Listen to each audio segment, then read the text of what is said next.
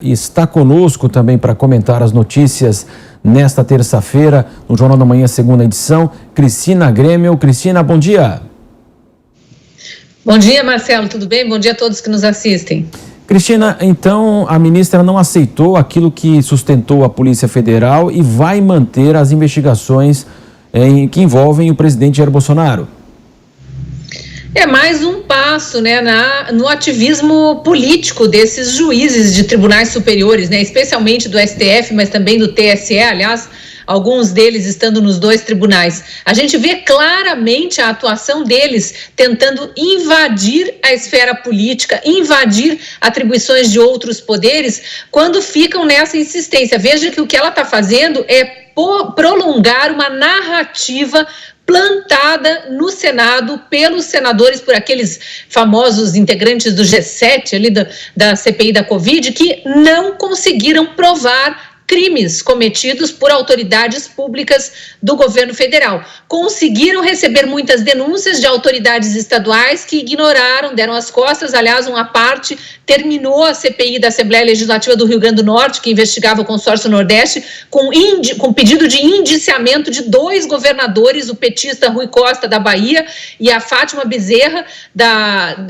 do Rio Grande do Norte, e isso não teve o mesmo alarde, e ficam nessa narrativa eterna de que houve crime quando não houve compra, quando não houve assinatura de acordo de compra. Houve sim uma suspeita de um lobby ali vindo de fora do governo para dentro, tentando entrar. A própria Covaxin, na época, pelo que eu me recordo do que foi levantado na CPI, negou que aquelas pessoas que se apresentaram vendendo vacina para o governo fossem representantes oficiais. Então tem toda uma intermediação ali, precisa ser investigado sim, se houver indícios fortes. O próprio PGR pegou essas supostas, a palavrinha mágica da esquerda brasileira, supostas comprovações de irregularidades, e não conseguiu transformar isso em algo que tivesse um mínimo de embasamento ali para se abrir um inquérito. É por isso que ele, como PGR, pede o arquivamento dessa acusação específica contra o presidente da República por suposto crime de prevaricação, que seria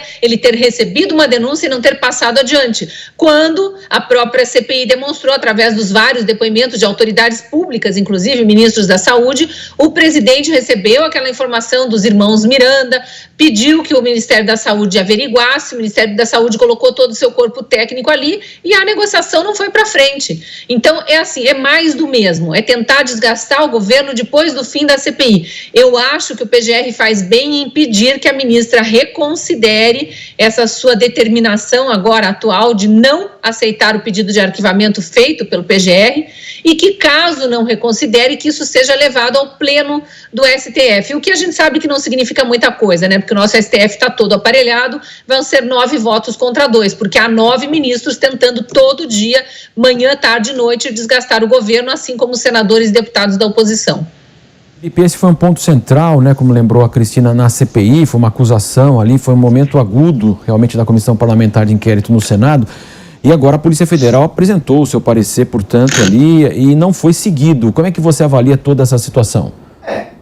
Vamos às questões técnicas, porque de achar já tem muita gente achando. A Polícia Federal elaborou um relatório e o relatório não imputa ao presidente da República o crime da prevaricação. Muito bem, esse relatório está feito pela Polícia Federal. Há quem conteste se a Polícia Federal, já que estamos usando a palavra aparelhamento, está aparelhada. Há quem diga que sim, há quem diga que não. Vamos deixar isso para lá. Existe um relatório, o relatório inocenta o presidente da República. É papel do PGR, fazer a solicitação do arquivamento do processo. É papel da ministra responsável pelo caso, fazer esse processo andar. Qual seria o papel da ministra? Seria anular, cancelar o processo, arquivar o processo ou submeter ao pleno. Ora, para que não haja dúvida nenhuma, então, já que estamos falando de transparência, já que estamos falando de não deixar dúvida nenhuma e provar a inocência das pessoas inocentes e a culpa das culpadas, que siga, portanto, ao pleno,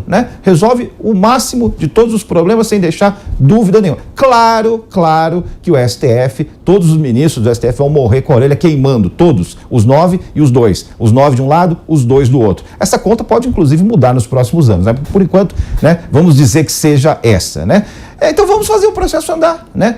A gente peca muito no Brasil por deixar processos na gaveta, por sentar em cima de pedidos de vistas, né, para um lado ou para o outro no tribunal, né, no nosso Tribunal Supremo, no STF. Então vamos fazer andar.